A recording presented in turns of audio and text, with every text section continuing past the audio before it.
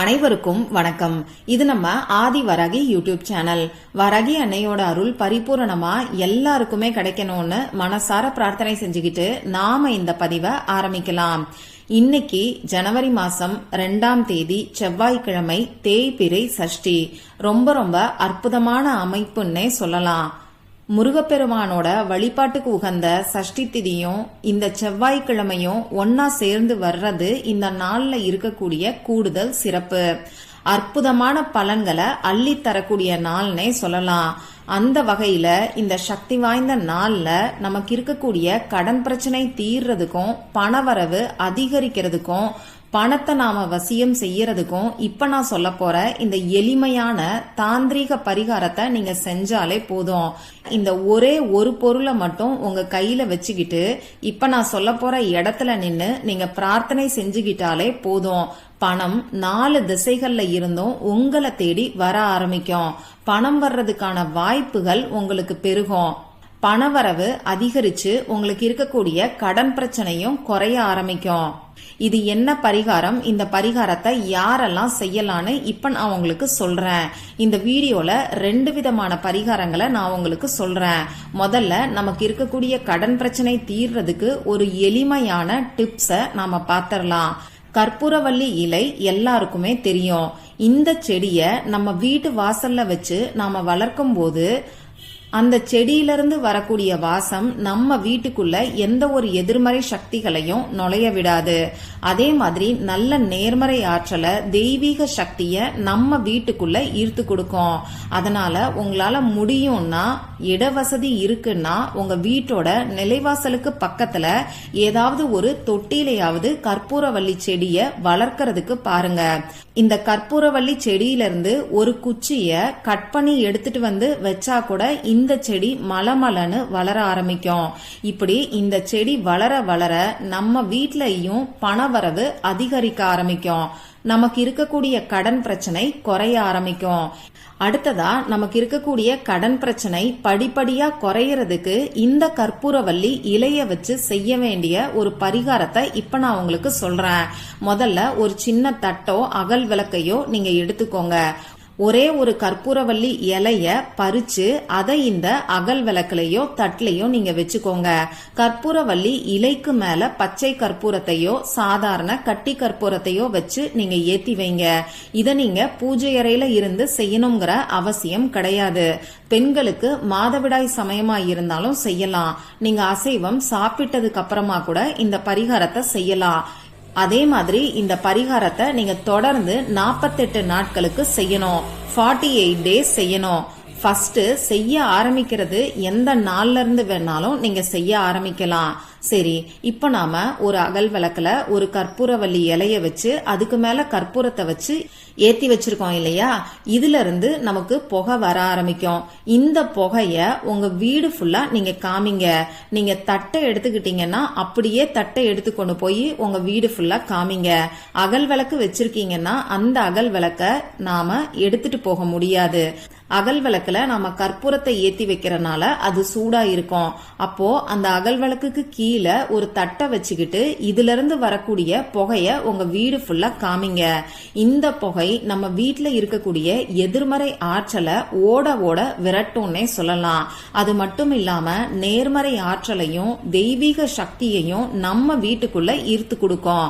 அடுத்ததா நமக்கு பணவரவுல இருக்கக்கூடிய தடைகளை நீக்கி பணம் வர்றதுக்கான வாய்ப்புகளை ஏற்படுத்தி கொடுக்கும்.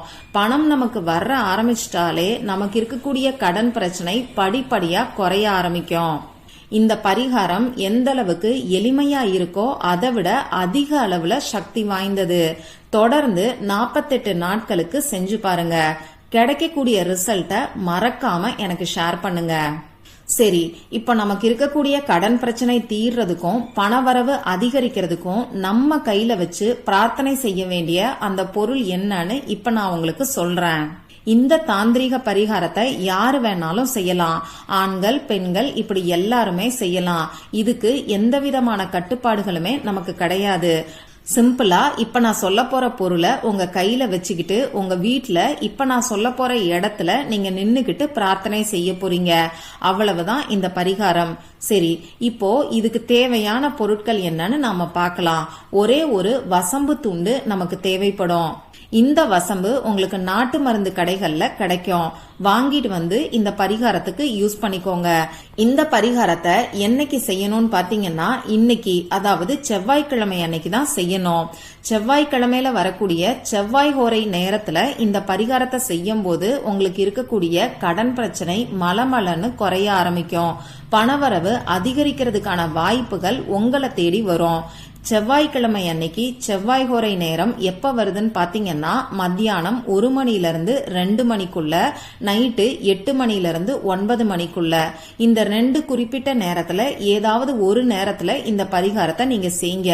நமக்கு காலையில 6 மணிலிருந்து 7 மணிக்குள்ளயுமே செவ்வாய் ஹோரை நேரம் இருக்கு. நீங்க அடுத்த வாரம் இந்த பரிகாரத்தை பண்றீங்கன்னா காலை நேரத்துல கூட இந்த பரிகாரத்தை தாராளமா செய்யலாம். உங்ககிட்ட வசம்பு இல்லைன்னா இந்த வாரம் இந்த பரிகாரத்தை செய்ய முடியலன்னா பரவாயில்ல, அடுத்த செவ்வாய்க்கிழமை அன்னைக்கு இந்த பரிகாரத்தை நீங்க செய்ய ஆரம்பிங்க. இந்த வீடியோல நான் முதல்ல உங்களுக்கு சொன்ன பரிகாரம் கற்பூரவள்ளி இலை பரிகாரம். அதை நீங்க எந்த நாள்ல இருந்து வேணாலும் ஆரம்பிக்கலாம், எந்த நேரத்துல வேணாலும் செய்யலாம். ஆனா இப்ப சொல்ல போற இந்த பரிகாரத்தை கட்டாயமா செவ்வாய்க்கிழமையில இருந்து தான் நீங்க ஆரம்பிக்கணும். அதே மாதிரி செவ்வாய் ஹோரையில மட்டும்தான் நீங்க செய்யணும். அதை மட்டும் கொஞ்சம் கவனமா பாத்துக்கோங்க. இப்ப நான் சொன்ன இந்த செவ்வாய் ஹோரை நேரத்துல உங்க கையில இப்ப நான் சொன்ன மாதிரி ஒரு வசம்பு துண்டை வச்சுக்கோங்க. உங்க வலது கையில ரைட் ஹேண்ட்ல வசம்ப வச்சுக்கோங்க. ஒரு சின்ன துண்டு வசம்பு இருந்தாலே போதும். இப்போ உங்க வீட்டோட தென்கிழக்கு மூலையில நின்னுக்கோங்க. சவுத் ஈஸ்ட் கார்னர்ல நீங்க நின்னுக்கோங்க. தென்கிழக்கு மூலையில சவுத் ஈஸ்ட் கார்னர்ல ஈஸ்ட் ஃபேஸ் பண்ணி கிழக்க பார்த்த மாதிரி நீங்க நின்னுக்கோங்க. நிறைய பேர் வீட்ல இந்த தென்கிழக்கு மூலையில கிச்சன் தான் வரும். அந்த தென்கிழக்கு மூலையில கிழக்க பார்த்த மாதிரி நீங்க நின்னுக்கோங்க. ஈஸ்ட் டைரக்ஷனை ஃபேஸ் பண்ணி நீங்க நின்னுக்கோங்க. இப்போ மனசார முருகப்பெருமான் கிட்ட பிரார்த்தனை செஞ்சுக்கோங்க. உங்களுக்கு இருக்கக்கூடிய கடன் பிரச்சனை முழுவதுமா அடையணும், பண கஷ்டம் தீரணும், பணவரவு அதிகரிக்கணும்னு சொல்லி மனசார பிரார்த்தனை செஞ்சுக்கோங்க. இதுக்கப்புறமா என்ன பண்ணணும்னு பாத்தீங்கன்னா அந்த வசம்பு துண்டை எடுத்துட்டு வந்து ஒரு ரூபாய் நோட்ல வச்சு சுருட்டிக்கோங்க. ஏதாவது ஒரு ரூபாய் நோட்டை நீங்க எடுத்துக்கோங்க. அது 10 ரூபாய், 20 ரூபாய், 50 ரூபாய், 100 ரூபாய், 500 ரூபாய், இப்படி உங்ககிட்ட எந்த ரூபாய் நோட்டு இருந்தாலும் அதை நீங்க எடுத்துக்கோங்க. அந்த ரூபாய் நோட்டுல இந்த வசம்ப வச்சு சுருட்டிக்கோங்க. ரூபாய் நோட்டை சுருட்டினதுக்கு அப்புறமா இது பிரியாம இருக்கிறதுக்கு ஒரு நூல் போட்டு கட்டி வச்சுக்கோங்க. இப்படி வசம்பையும் ரூபாய் நோட்டையும் நீங்க கட்டி வச்சிருக்கீங்க இல்லையா, இதை என்ன பண்ணணும்னு பாத்தீங்கன்னா உங்க வீட்ல பீரோல நீங்க வச்சிருங்க. பீரோல பணம் வைக்கக்கூடிய இடத்துல வைங்க. இந்த பணத்தை நீங்க எந்த செலவுக்கும் பயன்படுத்த வேண்டாம். 3 மாசம் கழிச்சு இந்த ரூபாய் நோட்டை எடுத்து நல்ல செலவுகளுக்கு நீங்க பயன்படுத்திக்கோங்க. அந்த வசம்பு துண்டை எடுத்து கால்படாத இடத்துல நீங்க போட்டுருங்க. நல்ல செலவுகள்னு சொல்லும் போது உங்க வீட்டுக்கு தேவையான அரிசி, பருப்பு, மஞ்சள் தூள், சர்க்கரை, இந்த மாதிரியான பொருட்கள் வாங்குறதுக்கு நீங்க பயன்படுத்திக்கலாம். அப்படி இல்லைன்னா உங்க வீட்டுக்கு தேவையான பூஜை சாமான்கள் வாங்குறதுக்கோ, கோவிலுக்கு அர்ச்சனை செய்யறதுக்கான பொருட்கள் வாங்குறதுக்கோ, அபிஷேகத்துக்கு தேவையான பொருட்கள் வாங்குறதுக்கோ இந்த ரூபாய் நோட்டை நீங்க பயன்படுத்திக்கலாம். எளியவர்களுக்கு தானம் பண்றதுக்கு கூட இந்த ரூபாய் நோட்டை நீங்க யூஸ் பண்ணிக்கலாம். இப்ப நான் சொன்ன இந்த பரிகாரத்தை முழு நம்பிக்கையோட இன்னைக்கு செவ்வாய் ஹோரை நேரத்துல செய்யும் போது நிச்சயமா உங்களுக்கு இருக்கக்கூடிய கடன் பிரச்சனை படிப்படியா குறைய ஆரம்பிக்கும். பணவரவு அதிகரிக்கிறதுக்கான வாய்ப்புகள் உங்களை தேடி வரும். அதனால நம்பிக்கையோட ட்ரை பண்ணி பாருங்க. இந்த பதிவுல உங்களுக்கு ஏதாவது சந்தேகம் இருந்துச்சுன்னா எனக்கு கமெண்ட் பாக்ஸ்ல கேளுங்க. அதை நான் உங்களுக்கு உடனே தெளிவுபடுத்துறேன். இந்த பதிவு உங்களுக்கு பிடிச்சிருந்தா லைக் பண்ணிட்டு உங்க ஃப்ரெண்ட்ஸ் அண்ட் ஃபேமிலி கூட ஷேர் பண்ணுங்க. இந்த மாதிரி அந்தந்த நாளுக்கும் நேரத்துக்கும் திதிக்கும் உரிய வழிபாடுகளையும் பரிகாரங்களையும் நீங்க மிஸ் பண்ணாம தெரிஞ்சுக்கிறதுக்கு நம்ம சேனலை மறக்காம சப்ஸ்கிரைப் பண்ணிட்டு பக்கத்துல இருக்கக்கூடிய பெல் ஐகானையும் பிரஸ் பண்ணிக்கோங்க. மற்றும் ஒரு பயனுள்ள பதிவுல நாம சந்திக்கலாம். நன்றி.